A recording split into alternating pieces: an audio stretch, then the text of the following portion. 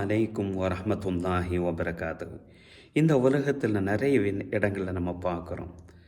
நல்ல ஆசிரியர் விருது பெற்ற ஆசிரியர்களுடைய பிள்ளைகளாக இருக்கட்டும், இந்த சமுதாயமே போற்றக்கூடிய காவல்துறையினருடைய பிள்ளைகளாக இருக்கட்டும், இந்த சமுதாயமே உயர்வாக பார்க்கக்கூடிய நபர்களுடைய பிள்ளைகளாக இருக்கட்டும், சில சமயங்களில் வழி தவறி சென்று அவர்களையே தலைகுனிய வைக்கக்கூடிய நிகழ்வெல்லாம் செய்திகளை நம்ம அன்றாடம் பார்க்குறோம்.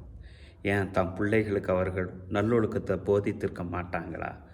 இல்லை தன்னுடைய பிள்ளைகளை அவங்க பக்குவப்படுத்தியிருக்க மாட்டாங்களா? விஷயம் அதுவல்ல. அல் குர்ஆன் ஷரீஃப் சூரத்துல் அஹ்கா 15வது வசனத்தில் நபிமார்களாக இருந்தாலும் நல்லோர்களாக இருந்தாலும் இறைவன்கிட்ட இவ்வாறு பிரார்த்தனை செய்வாங்களாம். நம்மளுடைய முயற்சியினுடைய இறைவனுடைய அருளும் வேண்டும் என்பதை அல் குர்ஆன் ஷரீஃப் இதில் இவ்வாறு விவரிக்கிறது. வன் ஆமல சாலிகன் தருவா, இறைவா நீ எதனை நீ புரிந்து கொள்வாயோ அப்படிப்பட்ட நல்ல விஷயங்களை செய்து நல்லவனாக நான் இருப்பதற்கு நீ உதவி செய்வாயாக. வாசலிகளே ஃபீதுரியத்தி, என்னுடைய பிள்ளையை என் சொல் பேச்சு கேட்டு எனக்கு இணக்கமானவர்களாம் நல்லவர்களாகவும் இருப்பதற்கு நீ சீர்திருத்தம் பண்ணுவாயாக. இப்போ இன்னி துபுத்து இலைக்க, இது விஷயத்தில் நான் ஒன்னையே நான் சார்ந்து இருக்கிறேன்.